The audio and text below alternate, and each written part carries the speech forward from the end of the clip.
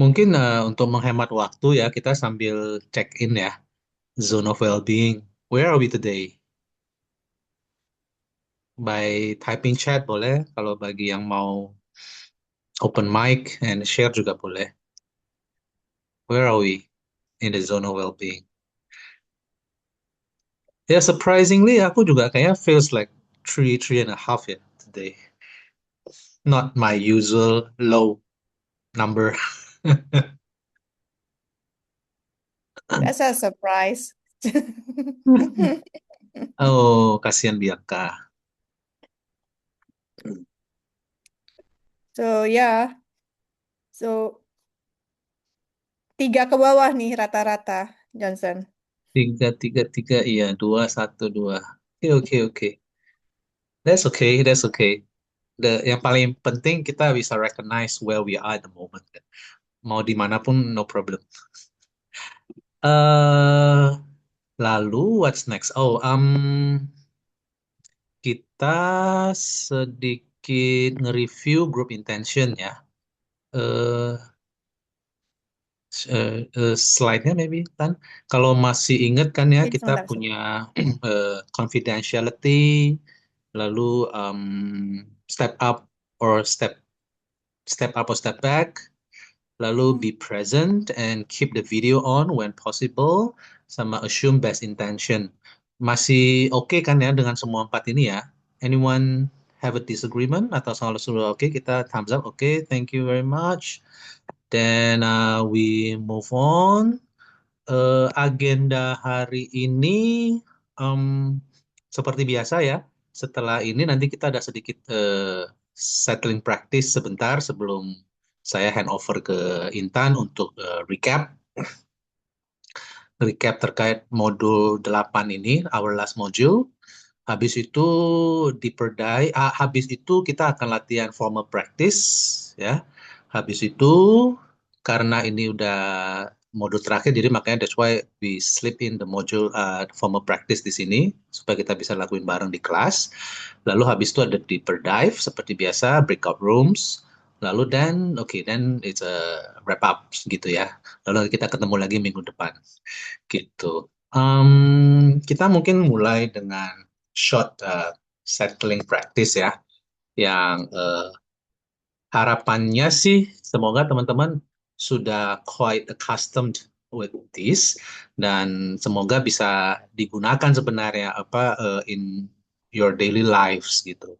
Whenever misalnya mau mulai meeting atau misalnya mau even just start the day, mungkin bisa gunakan this short practice kan, just 3 minutes, do your own settling practice, breathe in, breathe out gitu kan, check your own condition, where are we at the moment, where am I at the moment before kita jump into the meeting, things like that. Jadi, so ini berarti udah ke 9 kali ya kita melakukan settling practice ini, hitung dari modul pertama yang overview itu kan ya, gitu. So, I hope ini bisa jadi satu habit yang quite beneficial for all of us. Okay, so let's start seperti biasa. Find your own comfortable posture. Ya, biasanya aku akan menyarankan supaya nggak terlalu jatuh, jadi agak tegakkan sedikit punggungnya, tapi jangan terlalu tegang juga, jadi just as comfortable as you can. Lalu connect with your own body, your own current feeling. How am I feeling right now?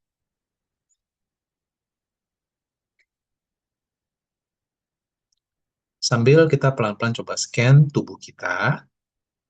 Kalau misalnya ada bagian-bagian tertentu dari tubuh kita yang kita merasa tense, merasa agak tegang, agak nggak nyaman, kita boleh gerak-gerakan sedikit gitu ya. Just to stretch a bit, ya, move a bit.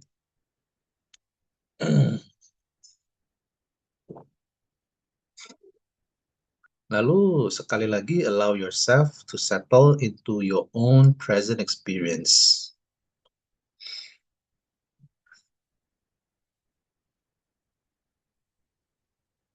Ambil beberapa nafas dalam, deep breath ya, if it's comfortable for you.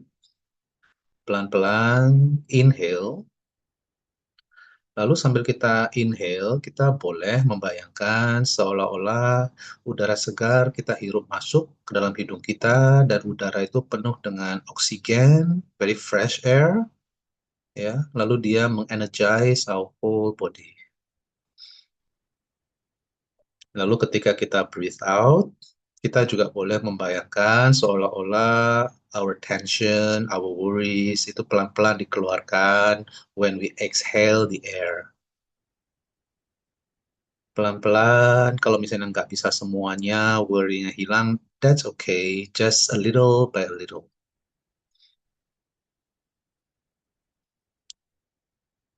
Let's do it a couple rounds by ourselves.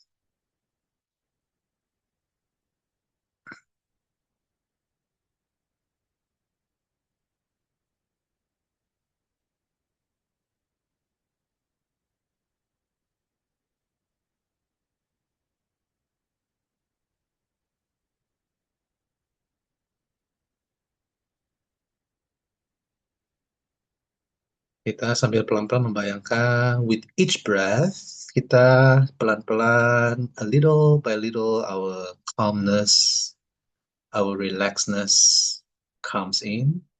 Jadi kita makin merasa relax, makin merasa calm.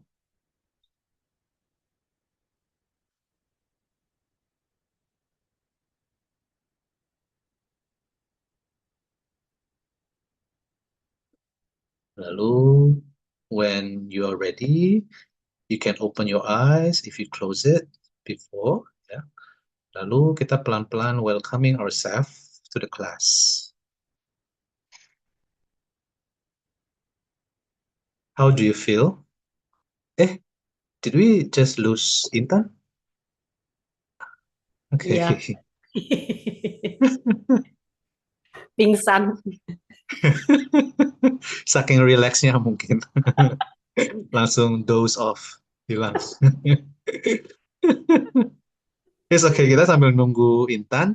Maybe ada yang mau sharing nggak? Apa? eh, there she goes.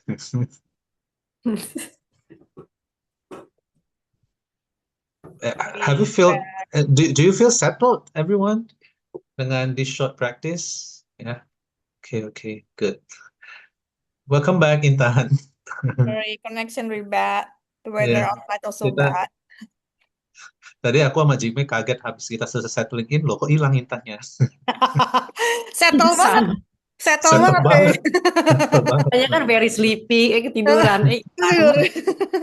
Good idea, good idea. So if we Oh, finish, udah ya, selesai ya oke, oke. ceritanya? Ya, so ya, welcome Karina.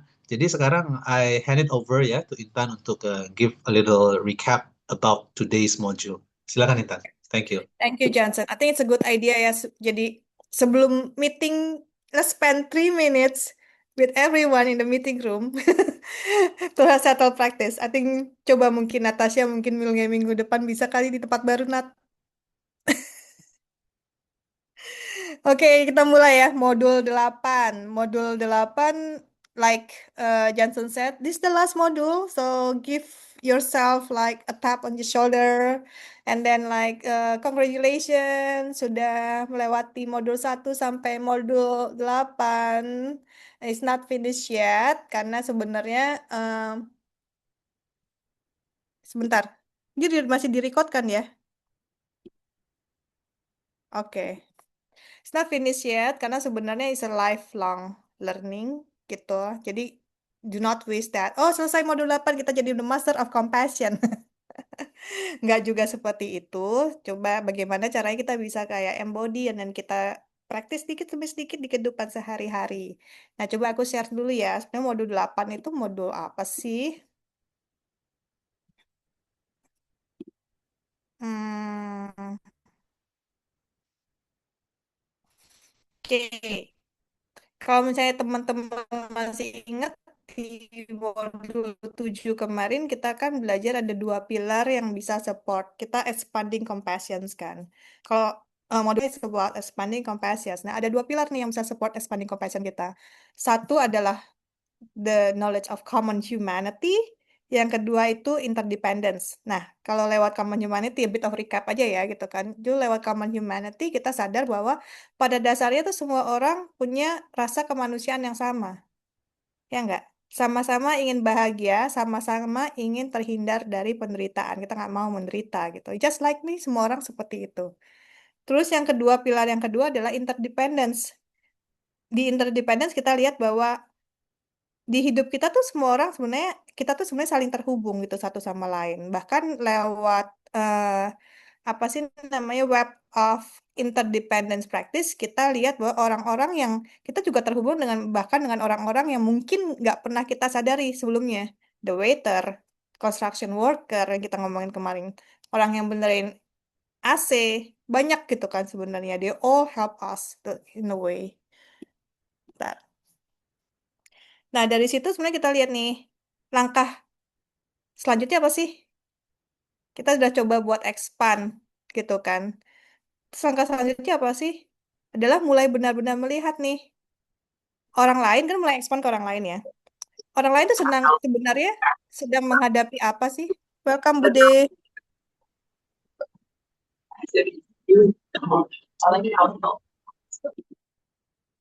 Orang lain itu sebenarnya sedang menghadapi apa sih? Kadang-kadang yang kita kelihatan di permukaan itu kan cuma sikapnya aja ya, misalnya perilakunya aja. Tapi di balik itu sebenarnya kenapa? Ada challenge atau struggle yang nggak kelihatan, internal atau eksternal gitu. Nah, jadi secara skill yang kita mau belajar dari modul 8 ini itu ada 3 sebenarnya. Satu adalah deepening awareness of the predicaments of those we hold with warm-heartedness. Just a bit of comment ya, pada saat baca kayak enduring skills, ada beberapa kalimat atau beberapa term yang memang di CBCT itu a bit, for me especially, is a bit harder to digest. Kayak deepening awareness of the predicaments of those we hold with warm-heartedness. Apa sih nih sebenarnya gitu kan. Tapi basically kayak kalau kita baca lagi satu-satu, very simple sih. Kayak skill nomor satu intinya adalah kita belajar kita untuk melihat lebih dalam apa yang sebenarnya sedang dialami orang lain. Jadi bukan cuma perilaku luarnya aja atau surface-nya, tapi juga sebenarnya apa sih yang lagi dihadapin tuh orang gitu sehingga dia tuh seperti itu gitu.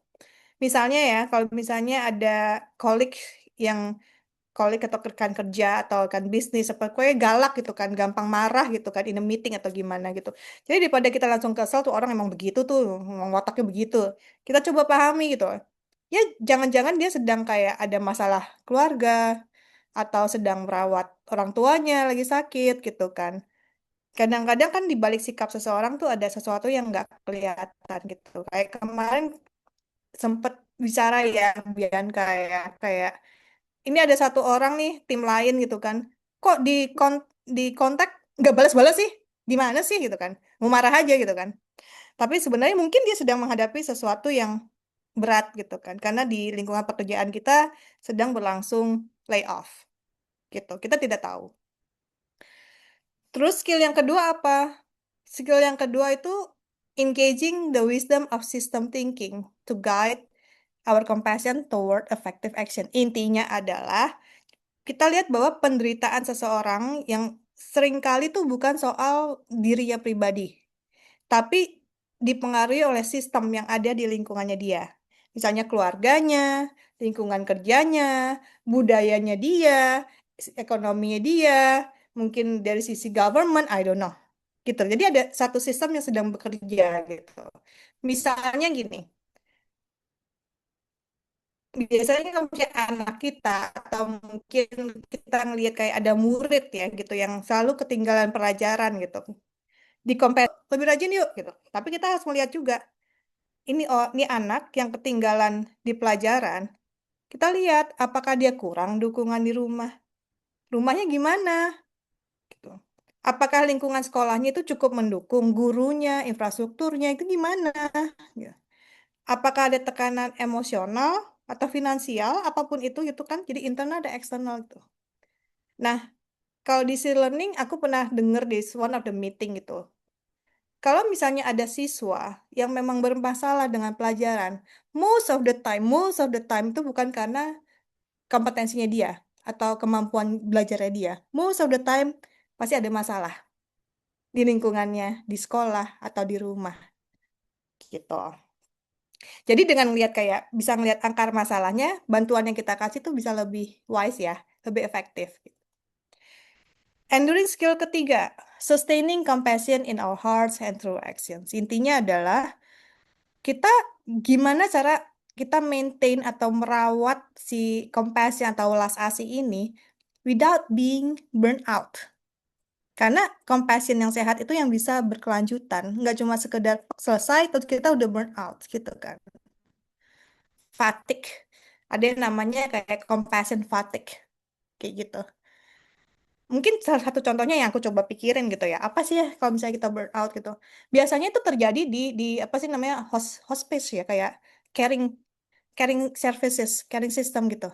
Kalau misalnya nurse yang merawat di healthcare, yang bekerja di healthcare, nurse, doctors kayak gitu. Sometimes they're very uh, apa sih namanya uh, berpotensi untuk mengalami namanya compassion fatigue gitu. Atau kita sendiri kita merawat kayak orang tua yang sakit atau lansia gitu. Sustaining compassion tuh bisa berarti kayak kita tetap merawat gitu kan dengan sabar, tapi juga mungkin kita harus memberi waktu istirahat buat diri sendiri.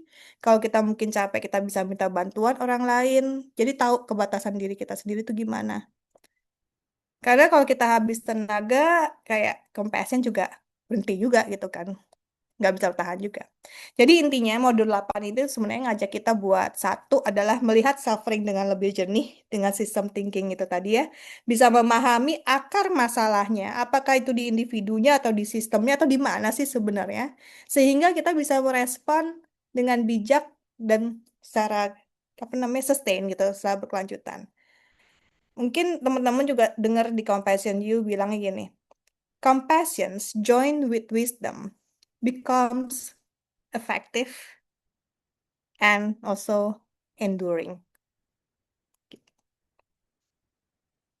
Oke, mungkin aku stop di sini dulu gitu ya.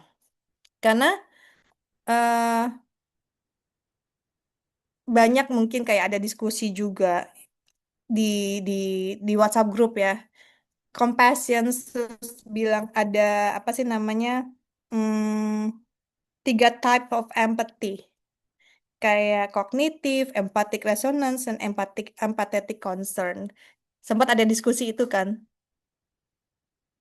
di WhatsApp group gitu. Nggak tahu, sempet gak ada kayak sedikit kontemplasi atau mungkin sedikit pertanyaan atau aha moment yang kita dapat gitu pada saat kita belajar si modul 8 ini. I have a question. Mm-mm. From what you said about this compassion fatigue, my question is, if you feel fatigue, is it compassion? Because compassion for me is like the indicator when your compassion increase is you feel stronger, you're even healthier. So compassion never make us weak, actually. If what we practice make us weak, it means there's something that we need to fix, or there's something we need to reflect. What is it actually that we're missing to project what is it that we so-called, or what is it that actually we think is compassion, but maybe it's not compassion yet, or something is just missing. That's what I mean. For me, throughout this time, that's what I feel. If compassion makes you weak, it means it's not compassion. Thank you so much, Siksa, for bringing that out. I think even like the word compassion fatigue, I don't know whether it is something to discuss ya. I don't Ya, even find mungkin it in CBCT. ya. I don't even Maybe find ya, it. ya. Can I jump in? Can I jump in? Sorry. Memang sih ya, benar. Ini this is a matter of semantic ya. Compassion fatigue istilah itu memang quite common beredar, tapi memang beberapa person yang quite authoritative in the field itu memang sudah banyak mengkampanyekan, mengedukasi bahwa actually there is no such thing as compassion fatigue sebenarnya. Jadi this is semantic ya. Fenomena itu ada, tapi basically actually there is not compassion fatigue because it agrees 100% with Jigme just said bahwa compassion at its best, when it is authentic, it should never create fatigueness gitu. Tapi kadang-kadang fenomena itu terjadi, itu makanya para saintis itu mereka berusaha memberikan semantik yang lebih baik. Mereka itu sebenarnya basically adalah empathic distress sebenarnya. Empathic distress. When empathic distress can happen, itu ketika kan tadi di CBCT diajarkan 3 jenis empathy kan. Empathy nomor 2 tuh, empathic resonance.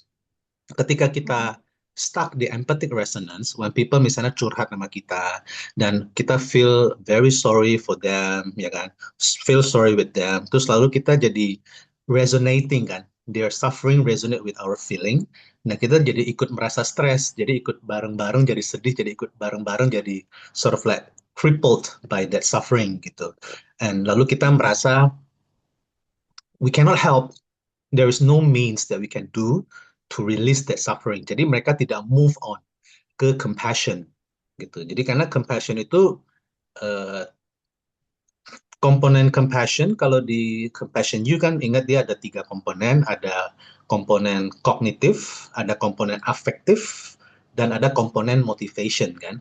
Jadi mereka empathic distress itu fenomena terjadi ketika kita itu stuck di affective. Jadi empathic resonance, tapi kita tidak do something to memunculkan satu motivational urge to release the suffering. Ketika kita punya motivational urge to release the suffering, then itu baru masuk menjadi definisi compassion. Dan bagaimana kita urge itu, bagaimana kita menyikapi dorongan untuk menolong itu, ini yang basically dibahas di modul 8 ini. Bagaimana cara kita, bagaimana kita menggunakan discernment untuk act on that motivation urge gitu. Jadi memang quite on point apa yang Jigme point out. Jadi memang itu istilah yang sebenarnya memang para saintis. Jadi mereka mulai apa namanya recently ya, bahwa there's no such thing as compassion fatigue sebenarnya gitu. Tapi more itu sebenarnya harusnya dibilang sebagai empathic distress gitu. Empathy fatigue juga boleh gitu. Ya, thanks Jigme Intan. Thanks, Johnson. Ya, 3 types of empathy, cognitive empathy, empathic resonance, dan empathic concern. Empathic concern tuh yang the one that we refer to compassion. Kalau hanya fokus di 2 pertama, itu one of the risk adalah we gonna merasa burnout atau mungkin distress yang tadi Johnson bilang gitu. Kayak mungkin just to share one examples gitu, one examples dari 3 ini ya. Cognitive empathy is about aku ngerti perasaanmu gitu kan. Kalau yang si empathic resonance gitu, aku ikut turut merasakan perasaanmu. Kalau empathic concern, aku peduli dan aku ingin membantu kamu gitu, kayak gitu. Kalau misalnya aku coba reflect, mungkin teman-teman bisa sharing juga di sini yang kejadian di di kantor gitu kan, with all the wave of layoff terjadi. Kalau kognitif empati cuma kayak melihat dari kacamata mereka, oh mungkin mereka sedih ya, if they got impacted, they must feel very sad. Itu kognitif empati. Empathic resonance kayak I can see them suffering and I can also like feel the sadness. So that's why kayak pada saat itu terjadi, we all cries. We all cries. Gitu. And then it affect our emotional, even maybe our physicals. Empathic concerns, we share the feeling, but we also would like to help you with the tangible actions. Mungkin kayak kita coba buat endorse di LinkedIn supaya orang tersebut bisa segera mendapatkan pekerjaan dan lain sebagainya. There's something that we can do gitu. It's not about we complaining to the system why this is happening, tapi there's always something that we can do to help that person. Gitu. Nah, teman-teman ada kayak pengalaman lain nggak? mungkin pada saat mengalami empathic distress? Mungkin aku ya, karena Mm-mm. setiap hari aku kan baca 5 sampai 6 orang. Ya, itu aku tidak tahu namanya apa ya. Tapi yang disebut kayak tadi compassion fatigue itu sebenarnya bukan karena tidak tidak punya kepedulian ya. Cuma kadang-kadang memang kayak lelah sekali.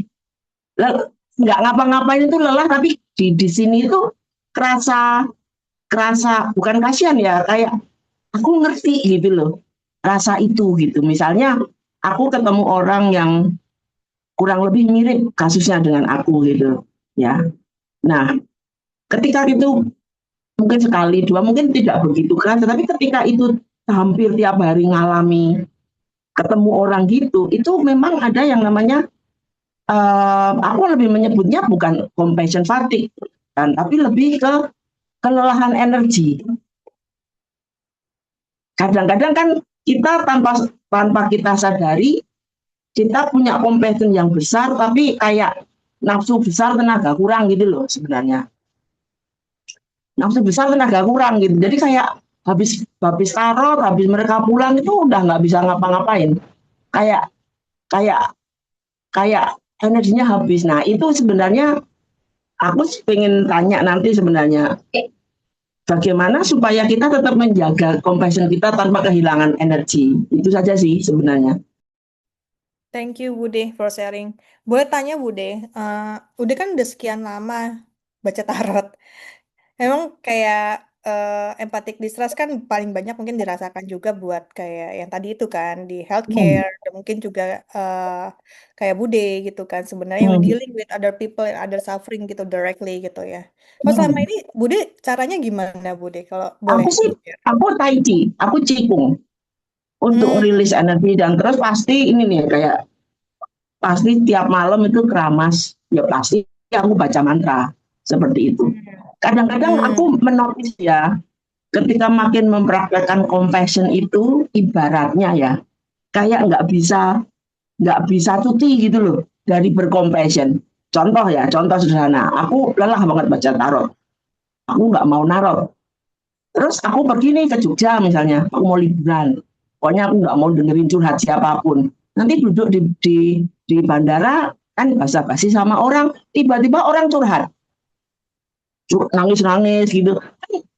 Saya kan nggak bisa juga bilang, maaf Bu, saya sedang cuti, gitu kan nggak bisa. Itu itu saya sering sekali seperti itu. Udah nih ya, nanti adikku, temanku. Jadi kadang-kadang aku nggak tahu apa ini namanya, kayak begitu kita dedicate ya, oke, aku hmm, mengembangkan batin compassionku. Itu kayak semacam kayak otomatis gitu loh. Kayak kita tuh kayak menarik energi yang mungkin membutuhkan hanya cukup didengar kita. Kadang-kadang aku sekarang sedang belajar, ini aku sedang belajar juga untuk belajar tidak menjadi fixernya orang. hmm. Kadang-kadang kan itu membedakan ini aku perlu menolong atau enggak. Nah, ini aku sedang belajar untuk hanya menjadi pendengar. Kadang-kadang orang itu hanya butuh didengar, itu saja sih kan. Ya Bude. Thanks Bude for sharing. Well, it seems not easy ya, but it's possible ya.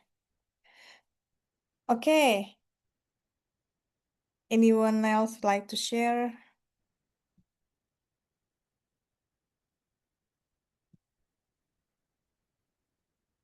Kayak ada yang mungkin pernah merasakan pengalaman yang sama, kayak Bude mungkin gitu kan. Ya, Cikmi, you want to share something? Enggak tuh Natasha tuh. Oh, Natasha. Dia udah siap-siap dulu. Ya, Nat. Eh, aku dikit deh, sebenarnya kalau dari aku pengalamannya, fatigue itu bukan bukan necessarily capek untuk berulas asih kepada orang lain, tapi challenge-nya itu kalau aku harus mempraktekkan compassion terhadap orang yang aku merasa dia tidak terlalu peduli terhadap perasaan aku gitu, atau maybe makes my life difficult gitu. Kan ada aja orang-orang di kehidupan kita yang makes us um, feel down gitu ya, kayak whether intentionally atau unintentionally gitu, tapi kayak mungkin perkataannya atau perbuatannya membuat kita sedih gitu kan. Nah, um, kadang kan pengennya berusaha untuk memahami gitu, kenapa sih orang itu seperti itu gitu. Tapi ketika um, hal itu dilakukan terus-menerus, ada titik di mana susah nih untuk membuat diri kita memahami gitu, karena kita ngerasa kita aja nggak dipahamin sama dia gitu. Kenapa kita harus, why do we always have to be the bigger person gitu? Kayak ketika orang maybe not that considerate towards our feelings. Kalau aku lebih kasih ke sih rasanya. Iya, totally valid sih gitu. Ya kan banyak pertanyaan juga kalau why should we expand our compassion even for those yang sebenarnya do us harm gitu kan. Eh, my personal take out juga sebenarnya kayak si 3 types of empathy itu tadi ya. Yang apa sih namanya cognitive empathy, empathic resonance, and empathic concern. It takes time sebenarnya to go all the way to empathic concern to compassion gitu. It takes time. And then maybe kita belum bisa sampai di sana, and it's totally fine. It's totally okay gitu. Hanya mungkin sampai trying to understand his point of view misalnya gitu. Nggak sampai merasa kayak really wants to help that person to relieve him from suffering. And that is totally fine also. Karena it's a process gitu ya.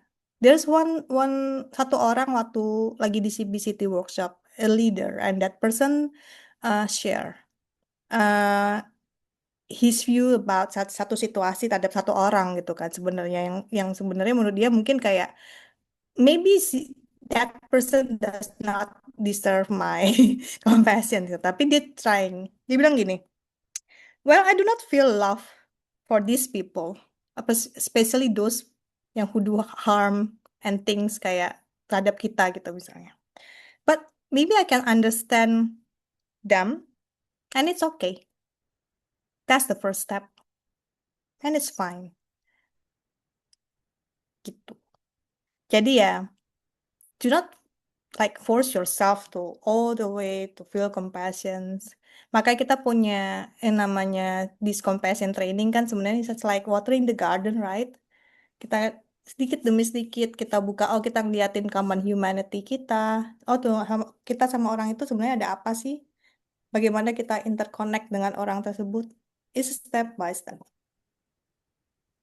Thanks for sharing that. Mungkin aku Dan tambahin dikit. Sorry, Mungkin ada sorry. sorry, Jimmy, maybe you wanna go first, silakan. Yeah. If I from what I see, what usually is missing is actually the self. Like kita so being condemned of so much called selfish gitu. But I think throughout the journey we need to be selfish gitu. I mean, selfish ya tergantung kayak levelnya gitu. But if we do not take care of ourselves first, we cannot never take care of others.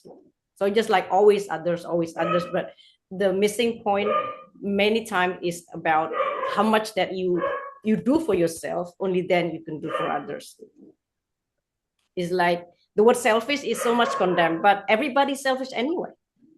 Everybody's selfish if you think about it. But just like the level we need to look at. And I just want to add about something when we say, oh, why should I care about people who make difficult or with difficult people? Or what should I care about people who harm us? That's actually back to if you want, we can come back to the selfish part.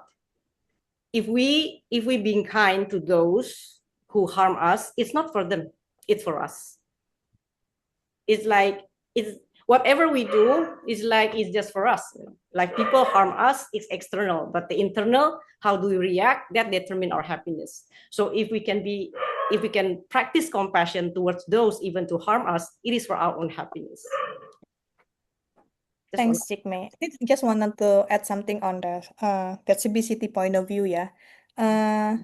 Maybe that's what we call, it's not really like selfish in CBCT. That's what we call with the first few modules, like modul 1 sampai dengan modul 5, it's all about building resiliency kan. Ingat nggak? Building resiliency sampai dengan self-compassion. Jadi kayak we take care of ourselves, that our need, being apa yang cultivate awareness dan lain sebagainya sampai dengan building self-compassion can create maybe that boundaries gitu sebenarnya.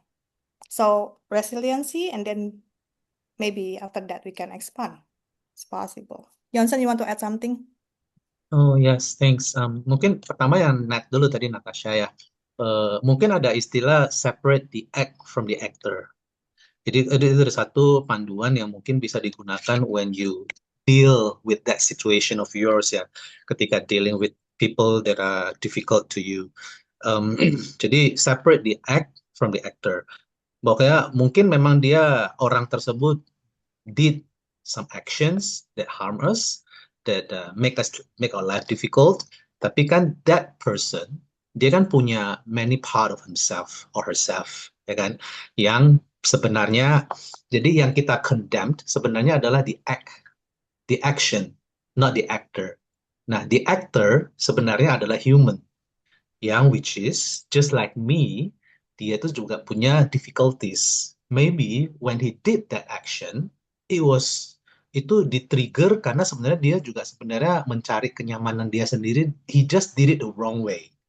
Bahwa dia mungkin juga adalah suaminya orang, dia juga anaknya orang, dia juga tetangganya orang yang basically dia sama dengan diriku. So this actor needs a compassion approach terhadap dia. Tapi not necessarily means bahwa kita condone his actions gitu. Bahwa kita tetap boleh condemn the action, bahwa hal itu tidak boleh dilakukan, itu memang menyakiti aku, menyakiti orang. Tapi, nah, this is the art of compassion seperti itu. Jadi, nothing is kayak hitam dan putih gitu loh. Bahwa jadi actornya itu is a human, is a person, then there's a common humanity that we share with him or her.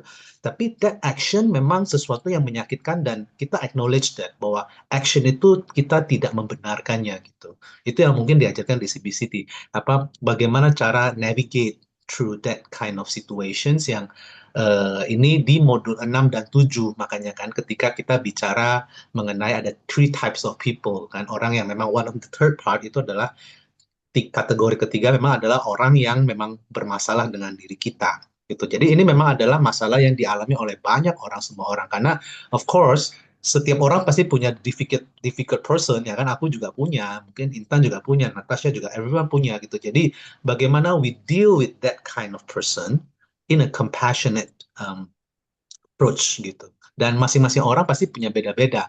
Progresnya orang-orang, it's everybody's own journey, ya kan. Jadi memang nggak ada right, nggak ada wrong. Jadi bagaimana kita navigate through that kind of situations gitu. Berusaha melembutkan diri kita seperti kata Jigme kan. Sebenarnya we do that itu sebenarnya for the sake of ourselves juga. Karena kalau kita misalnya hold that kayak ada perasaan dendam, perasaan kenceng gitu di dada kita, kayak kesel, dendam gitu, kita hold, itu kan basically harming us sebenarnya. Jadi bagaimana kita berusaha let go of that situation dengan emotion timeline yang diajarkan oleh CBCT, basically sebenarnya itu juga do us good gitu. Jadi the compassion itu juga do us good seperti itu gitu. Jadi it's a very valid journey, very valid experience. Semua orang masing-masing pasti punya pengalaman seperti itu. There's no right or wrong. There's no nggak, masing-masing kan the pace is different with each other, with each person gitu. So thanks for sharing that. Ya. Thanks, Johnson. I think kayak kita akan bahas lebih banyak lagi ya soal modul-modul skill-skillnya itu kan pas banget nih sebenarnya. Tapi before that mungkin kita move forward dulu sama formal Yeah. practice. Okay. So kita sekarang ya supaya stick to the agenda dan supaya timing kita on point, meskipun saya sepertinya yakin nggak akan tepat lagi. Kita do some formal practice ya, about 10 minutes max ya. Di modul ini, di formal practice modul ini, kita akan menggunakan sedikit visualisasi. Jadi remember di modul 6 dan modul 7 yang sebelumnya kan kita bicara mengenai tenderness. Bagaimana mengharvest that tenderness within us, the warm-heartedness, ya kan? Caranya pertama itu kita bicara waktu itu kalau ingat di modul 6 building the shared common humanity. Bahwa oh dia sama dengan aku loh, dia juga menderita, dia juga ingin bahagia sebenarnya. Jadi dengan cara itu pertama. Cara kedua di modul 7 kita berusaha mengingat bahwa oh, sebenarnya orang itu banyak berjasa ke aku loh. So I owe them. I have some sense of gratitude. Nah, dengan dua hal ini kita kan memunculkan satu satu rasa warm-heartedness, feeling, tenderness. Nah, tenderness ini di formal practice yang modul 8 ini kita akan membayangkan dia seolah-olah adalah semacam bola cahaya di jantung hati kita, di dada kita. Lalu kita tap into that feeling of tenderness dan kita coba relate that as an orb of light, satu semacam bola cahaya di jantung hati Nggak kita dan denger, John. oh Nggak sorry kedengeran. oh is everything Breaking okay? kayaknya, John. Oh ya aku breaking ya sorry. No, it's Jadi fine. oke aku akan lebih dekat. Mhm. So that feeling of tenderness yang kita coba munculkan dari dua latihan di modul sebelumnya itu kita akan membayangkan dia seolah menjadi kita relate that sense of tenderness di dada kita, jantung hati kita bayangkan seolah-olah dia menjadi bola cahaya, orb of lights gitu. Nah, jadi ketika kita merasakan rasa sayang, rasa rasa tender, rasa warm heartedness itu kita bayangkan dia menjadi bola cahaya. As we breathe out, kita seolah membayangkan cahaya itu makin keluar tuh menyentuh ke orang-orang yang kita bisa combine dengan the three types of person. Kita boleh kena dulu ke orang yang kita sayangi. Kalau bisa kita makin expand the circle of concern to our neighbors, to our colleagues, ya kan. Ketika kita breathe in, kita membayangkan it gets stronger, the overall light gets stronger. Jadi basically this is a heads up terkait apa yang kita lakukan di formal practice ini.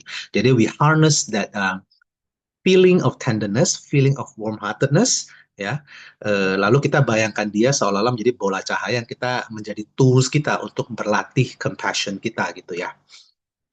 So that's what we're gonna do for the next 10 minutes ya. After that kalau kita punya waktu kita akan diskusi sejenak. Kalau nggak punya waktu, maybe kita harus jump right straight to the deeper dive. Nanti kita lihat ya. Oke, so mari kita mulai. As usual, kita take a moment to find a comfortable posture.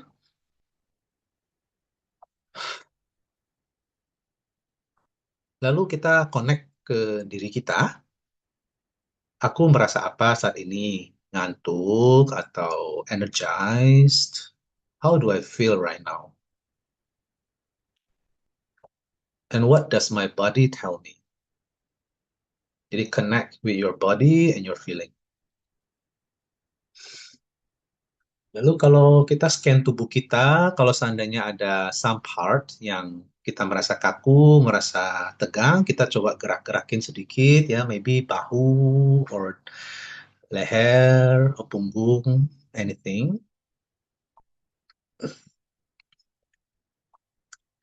Lalu kalau sudah, kita sekali lagi coba cek lagi bagaimana kondisiku saat ini, settle into our own present experience. Ya.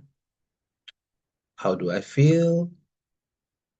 How do my body feel?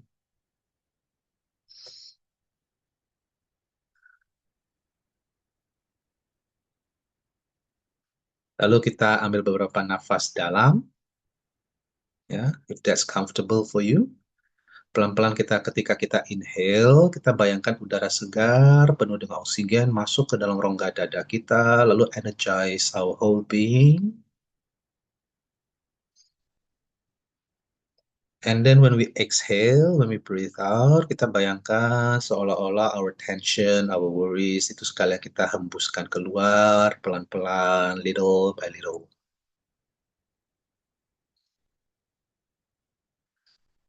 Let's do it for a couple rounds.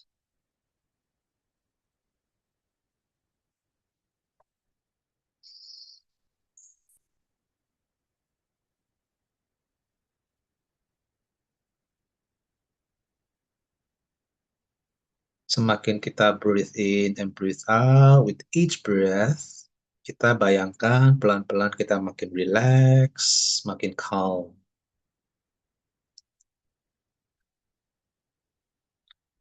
Tapi kalau misalnya settling is hard for today, teman-teman bisa berhenti sejenak, lalu bisa misalnya kembali ke exercise kita yang dulu.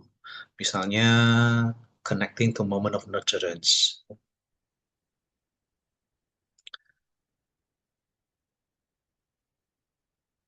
Tapi kalau misalnya nggak bermasalah, kalau sudah siap, mari kita mulai dengan pertama-tama kita ambil a few moments untuk coba terconnect dengan feeling of tenderness yang kita mungkin punya terhadap orang lain.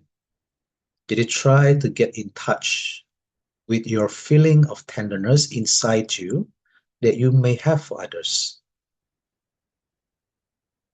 Caranya, pertama-tama kita coba ingat-ingat lagi the commonality that we have with people, what we have in common. Just like me, everyone juga, they don't want to suffer. Just like me, everyone, they also want happiness.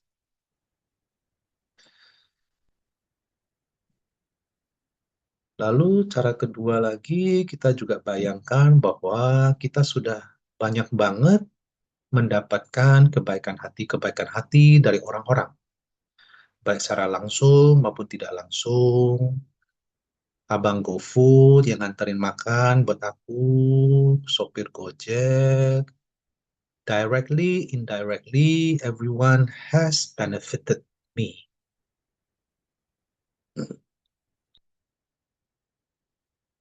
By thinking like that, kita coba cari that sense of feeling of tenderness within us. Kita bisa pelan-pelan mulai membayangkannya terhadap orang yang memang kita sayangi naturally.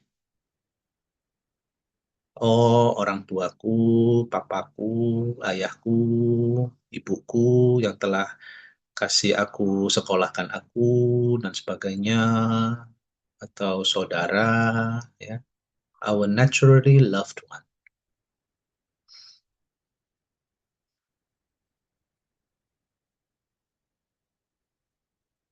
Lalu ketika kamu ready, kita pelan-pelan expand the awareness, include strangers.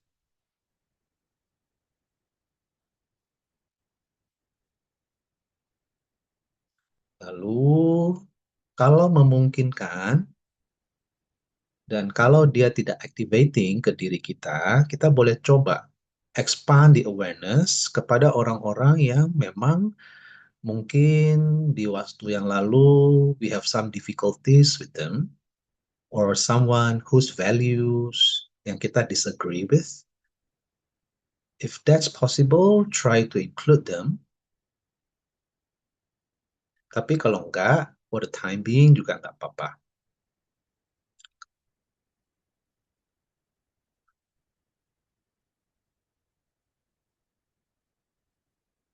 Lalu, kalau kita sudah mulai merasa ada sedikit terhubung dengan that tenderness with those particular people, ya, bisa saja itu orang memang kita sayangi, atau strangers, ya, atau orang yang kita punya masalah. Jadi, anyone yang tergantung kita sanggup sampai mana, that's okay. Ketika kita sudah terkonek dengan mereka, kita coba bayangkan, kita coba refleksikan, saat ini mereka sedang mengalami kesulitan apa? What challenges are they facing? What struggles? How about their lives ups and downs? Permasalahan-permasalahan yang mereka alami saat ini.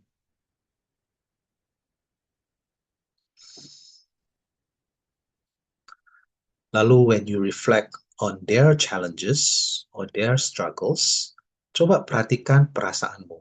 How do you feel towards that?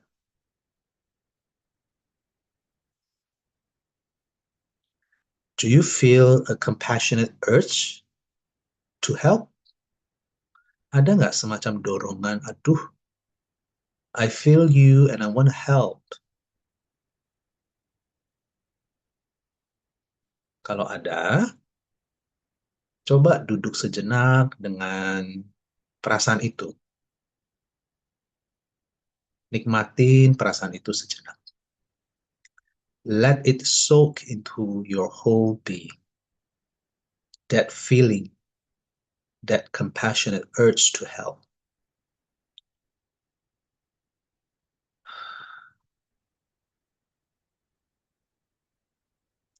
Lalu, kita bisa bayangkan this urge, satu dorongan ini, menjadi semacam satu bola cahaya di tengah-tengah jantung hati kita, di tengah-tengah dada kita.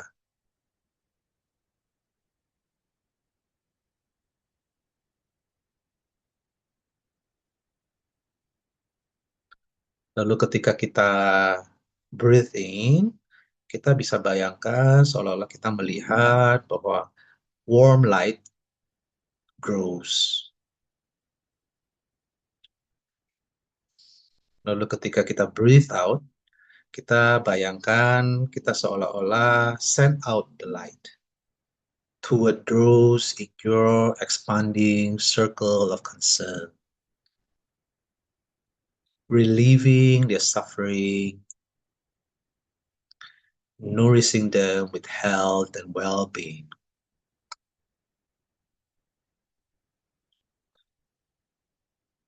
When we breathe in, bayangkan kita melihat cahaya ini makin terang, makin kuat.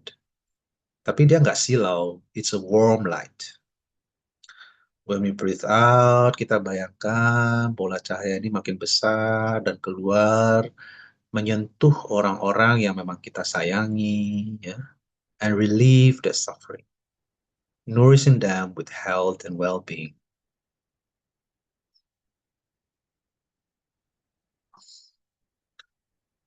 Lalu memperkuat cara meditasi ini, kita juga boleh mengulang beberapa frase secara diam.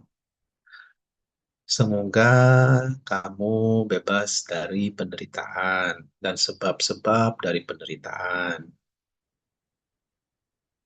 Semoga kamu bahagia dan semoga kamu bisa mendapatkan sebab-sebab untuk berbahagia.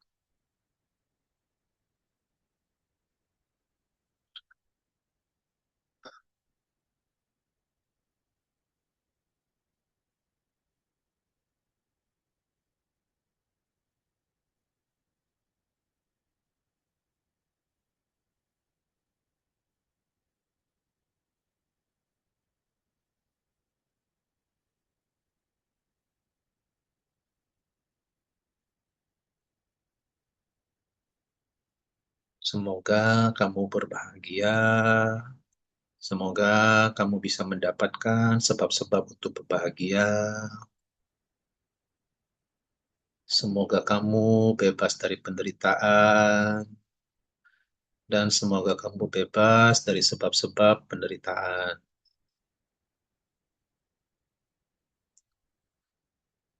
Lalu kalau sudah, finally kita take a few moments. Perhatikan, is there a shift in your feeling as you connect to others?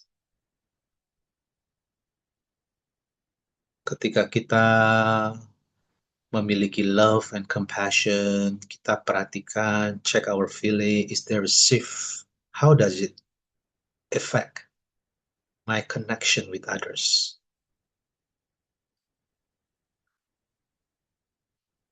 Lalu kita boleh bayangkan, ya, kemampuan ini,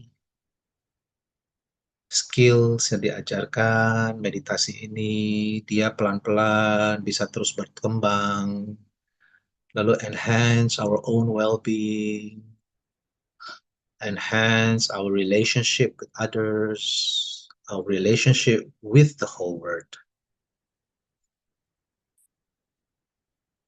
Lalu kita take a few moments to dedicate our practice today to-dos you know to be in need of health and well-being. Dan kalau bisa, try to expand this dedication to include even a widening circle of beings on this earth. Lalu kita tutup dengan kita set satu intention, set satu komitmen ke diri kita sendiri untuk akan coba terus berlatih skill ini di dalam kehidupan kita sehari-hari nantinya. Terima kasih.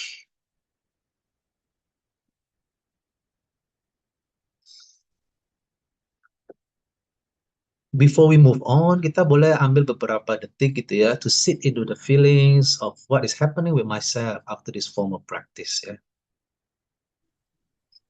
How do I feel?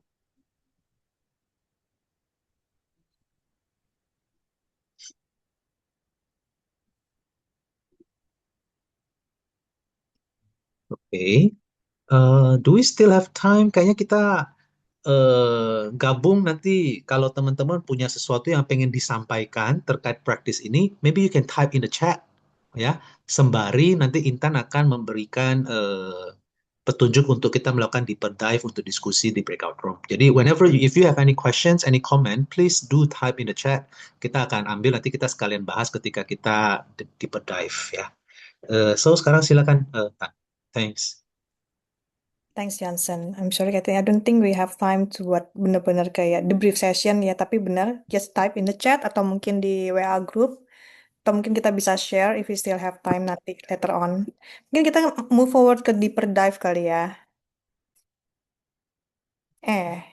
Salah.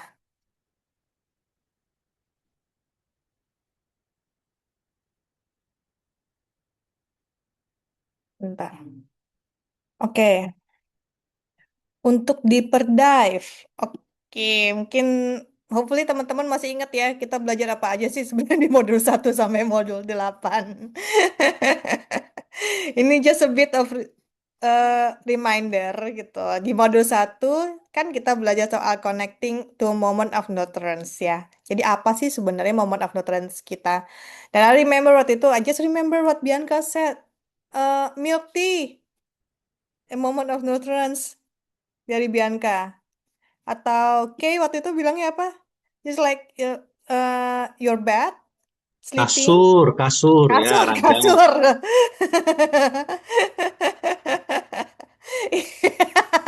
Kayaknya udah mulai inget. Coba kita inget-inget lagi connecting the moment of nurturance. Yang kedua, gimana caranya kita develop stable and clear attention. 3, enhancing self-awareness. Dan 4 sama 5 we talk about cultivating self-compassion. Quite a lot we discuss di sana. Itu modul 1 sampai modul 5 we call it like how to build our resilience gitu. Supaya kita tetap bisa ada di zone of well-being kita gitu. If you're not in the zone of well-being, will be challenging for us to move forward into compassion kan gitu. Nah, setelah kita udah mulai nih kita build the foundations to the resilience, we move to compassion module 6, 7, sama 8. 6, expanding circle of concern, how to extend the circle of concern di luar dari orang-orang yang dekat dengan kita. Modul 7, last week, deepening gratitude tenderness, and now is harnessing power compassion. So we discuss a little bit in deeper dive activity hari ini. 2 pertanyaan aja, but I believe that it will make us kayak think sebenarnya yang sudah kita pelajari itu sebenarnya apa aja sih? Pertanyaan yang pertama, which skill or insight from the resilience modules? Resilience modules itu modul 1, 2, 3, 4, sampai 5. Yang do you feel would be most helpful and why? Just think dari modul 1, 2, 3, 4, sampai 5. What skill atau what insight yang do we feel that, oh, ini ternyata benar-benar bisa membantu gitu ya. Will be very helpful in my situations. Dimanapun kita berada, mungkin in a family, mungkin in a working environment gitu. And then kenapa? From the modul 1 sampai modul 5. Terus pertanyaan kedua, which skill or insight from the compassion modules do you feel most helpful and why? Kedua adalah untuk yang modul-modul compassion, jadi modul 6 sampai dengan modul 8, which one is very helpful in our own situation right now? And why? Is it trying to expand circle concern, gratitude, atau the one that we just learned in module 8? Knowing the root cause of a problem or system thinking. I think let's take berapa menit ya? 3 menit kali ya. Just do some journaling, just think, do some journaling, just write down in a piece of paper or just think, write down in your head before we go to breakout room.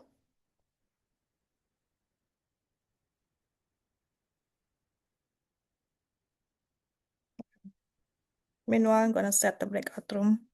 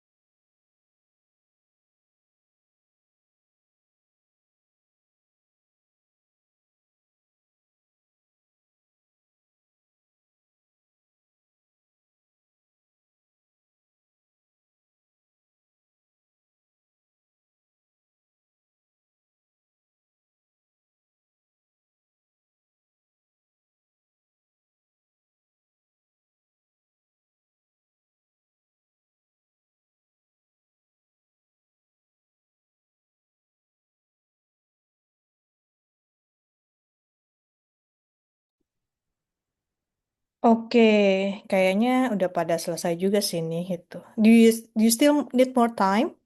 Kalau nggak kita langsung masuk ke breakout room, gimana? Masih ada yang butuh waktu nggak? Oke, ya udah. Kalau gitu kita langsung ke breakout room aja ya. Kalau kita ya in breakout room will be sebentar ya. Seperti biasa, 2 minutes each, take turns in sharing. Total will be like 8 menit. Jadi menit ke-7 kita udah tarik, tapi if you want to continue for the next 1 minute, still okay. Totalnya 8 menit pokoknya. Oke, see you in 8 minutes.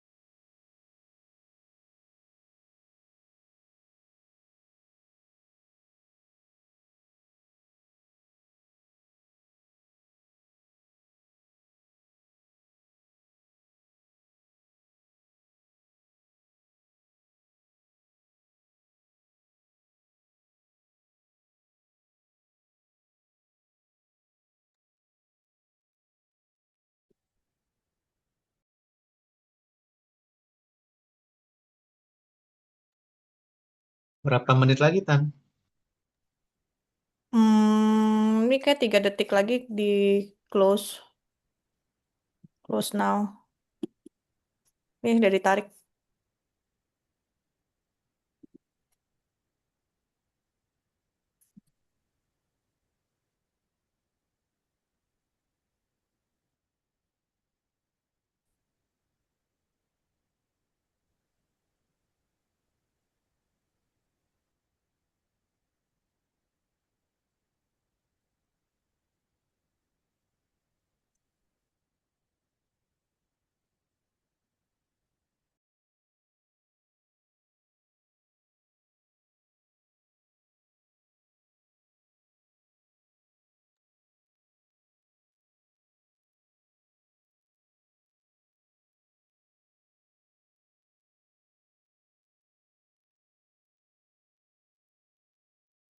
Yang kita tunggu yang lain ya.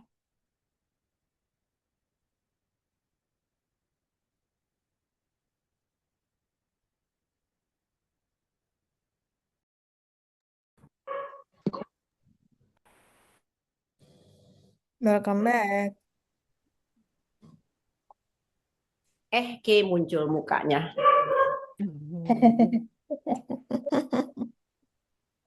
I turn on my cam tadi because I'm having allergy. Ya ampun, ini merah-merah ya.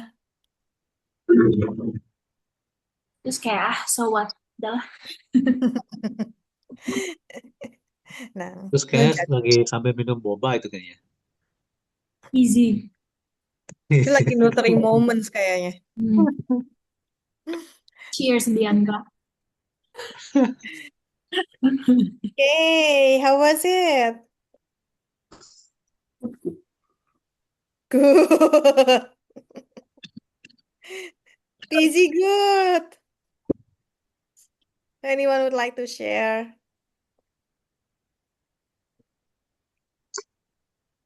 Dari modul resiliensi 1 sampai dengan modul 5, which one actually be helpful in the current situations gitu.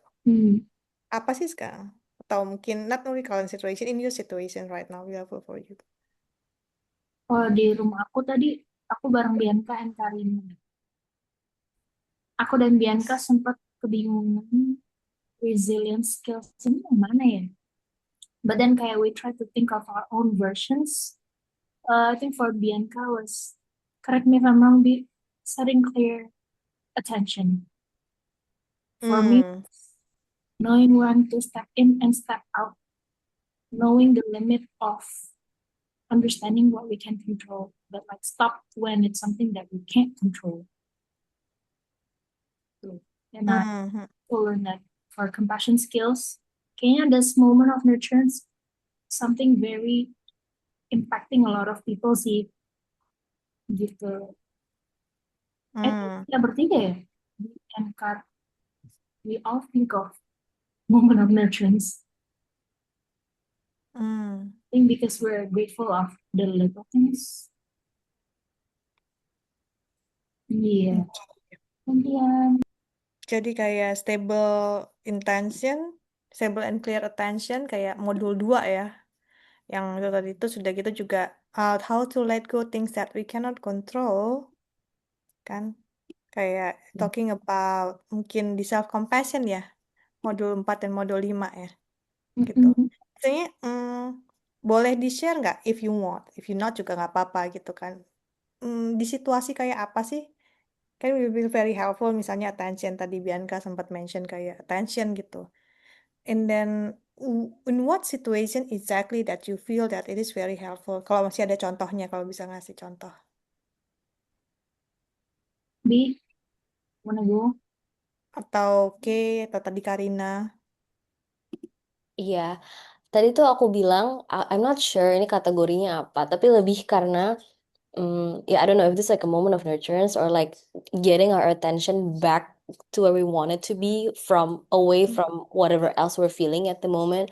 Aku bilang, I saw this scene in a show, intinya kayak the character is like, she was freaking out and having a breakdown, and then she was like, enggak, okay, my anger is a puddle, so I simply step out of it, gitu. Terus, I thought, it's a very simple way to kayak, okay, stop overthinking, be present in the moment, and then also a way to kayak calm myself down. It's just a puddle, I can just step out of it, like everything is in my control gitu. So, itu sih, I think it matters a lot to me karena aku orang yang gampang nggak sabaran, gampang kesel lah over minor inconveniences, and I don't want to freak out over a lot of people gitu kan. Terus and I always regret it in the end. Jadi kayak I try to kayak okay, it's an easy way to visualize without having to kayak merem terus kayak a picture a place, a time gitu kan. Sometimes we don't have time for that. So I thought it's an easy way to kayak okay, I'm just stepping out right now. It's in my control gitu. Gitu sih. Hmm, hmm, hmm. In a way juga latihan mindfulness ya. Mindfulness kan ability to apa sih namanya, keep our attention to where we want it to be gitu ya. Tapi and then di satu sisi juga ngelihat bahwa there are things that yang sebenarnya outside our control gitu ya. Jadi you don't need to really like focus your attention to the things that we cannot control gitu kan.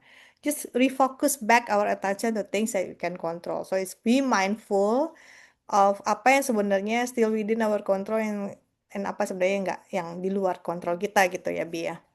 Yeah, happy that you already be able to apply that. Anyone else ada yang mau sharing lagi nggak? Sorry tadi Karina dari sisi apa? If sempat di-mention nggak ya tadi ya? Which one? Ah, kalau aku tadi ini sih lebih ke poin, kalau aku lebih di yang dari yang moment of nurturance-nya sama situ lagi apa? Kok lupa lagi. Yang sama yang ini modul-modul yang tentang self compassion. Karena kalau yang terkait modul self compassion tuh aku sering kayak apa ya, blur antara yang mana self compassion terus sampai mana itu udah self indulgence. I see. Nah, ya jadi kayak everything in the module tuh kayak give very clear apa ya, clear direction lah gitu, dan ya batas-batasnya. Terus jadi kayak ketika dealing with problems hari-hari itu jadi lebih confident aja dealing through what segala macam apa yang dialamin. Terus ya satu lagi adalah kan sebenarnya yang paling susah buatku untuk apply, saya buat belajar maupun apply everything we learn here together itu adalah sebenarnya aku kan mudian banget. Jadi kayak kayak if I'm lagi ketika moodnya lagi oke, then everything gampang gitu kan. Tapi kalau misalnya moodnya lagi jelek, udah kacau itu. Nah, kayak semua lupa gitu lah. Nah, cuma kayak karena ada satu practice yang moment of nurturance itu it helps a lot buat ngebalikin si moodnya, dicombine sama yang tadi setting attention kan. Itu jadi apa ya? Jadi ya itu it's much easier for me to get back to ya itu my zone of well-being gitu loh, untuk bisa ya apply everything else gitu. Wes, thanks Carl for sharing. So actually kayak karena tapi karena kita sudah belajar dan sudah praktis kayak moment of nurturance, jadi kayak mengingat kembali ya momen-momen itu kan tiba-tiba dan dia itu membantu kita buat kembali lagi gitu ya sebenarnya ya dari moodiness-nya gitu ya. Yuk. Oke, thanks Kar. Anything else yang dari compassion module?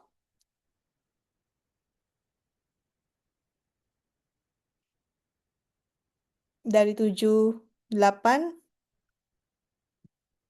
Belum ada ya berarti ya. It's okay, it's okay. Banyak memang yang dari self compassion yang bisa yang masih berasa kayak very helpful ya di sini. Kalau boleh nambahin dikit, interest apa juga. Tapi kalau modul 7 dan 8 kan sempat ada momen denial sih. Kayak having to imagine and think of strangers outside of our circle of priority, itu aku denial banget. But mungkin itu dimana kayak resilience skills is applied sih, kayak ya udah kalau ada people, kalau yang our loved ones and our neutral ones oke lah, tapi kalau yang kayak someone who did unpleasant things to us gitu. Ngapain mikirin orang ini gitu loh. Tapi mungkin again kayak tadi like Mbak Intan Johnson and Jigme said gitu. It's just a matter of like trying to understand them. Udah, that's it. Karena it's for ourselves juga kan. Itu sih. And I think I can finally accept what I can control is how I try to understand what they're facing through, that they end up doing things like that. Yeah. Thank you banget, Kate. I think that's a very beautiful notes ya from you. That is you're right. You don't have to force it gitu. Do as much as I can. Thanks, Kay. All right, so I think if there is no one else, maybe we can close this, Johnson. Yes. Thanks very much buat sharing-sharingnya. Oke, Bianca, Karina. Tapi sayangnya ini ya kita selalu terbatasi oleh waktu. Tapi as usual ya, please very welcome to jump into the WhatsApp group and talk more about it. Gitu. Atau tetap bisa juga menggunakan fitur community itu ya, gitu di Compassion You. So to wrap it up, karena ini udah modul terakhir kan ya, jadi nggak ada modul ke-9. Jadi tapi kita masih akan ketemu sekali lagi di minggu depan. Jadi what we can do adalah coba try to keep doing the formal practice and informal practice dari modul 8 ini. See what happens in you, whether there is a shift or not, ya. Lalu boleh mulai coba juga masuk ke modul What's Next di Compassion You, ya. Jadi that's it sebenarnya, ya. Jadi keep practicing the formal practice and informal practice di module 8, ya. Lalu juga boleh start doing the What's Next module di Compassion You, gitu. Dia lebih banyak ke review, ya, lebih banyak ke hal-hal apa sih yang bisa kita bring forward to our daily lives dari the whole course gitu. Ya, I think that's all ya. Anything else that I missed, Intan? No, just we still have next class, one last class next week. Yay! Sekali lagi dan we're finished dan hopefully nggak cuma berhenti sampai di sini dan hopefully kita masih tetap kayak masih ada pertanyaan atau mau sharing sessions. The WhatsApp group still open for quite some times. Jadi kita bisa tetap diskusi gitu ya. Dan yang paling penting lagi, Compassion You is available for all of you for the next 12 months. Yeah, so you can keep exploring it, ya, whenever you feel like it. Ya kan, jadi kalau misalnya teman-teman tidak perlu misalnya bosen dengan teori-teorinya, bisa jump straight to the formal practice or informal practice. Itu ada menunya di situ. So misalnya aku lagi pengen tes formal practice yang ini, then you can just jump into that button gitu ya. It's available for you for the next 12 months gitu. Jadi kalau ada yang mau ngulang lagi nggak apa-apa tuh, ngulang terus. Bapak seri modul 1 sampai 8 really good. Atau mungkin ada yang mau jadi teacher juga? Boleh. Alright, kalau gitu kita close ya hari ini ya. Thank you very much everyone. Thank you very much. Thank you very much for the effort buat datang ke kelas ini. Terima kasih Intan, Ko Johnson. Thank you. Bye. Bye. Semuanya.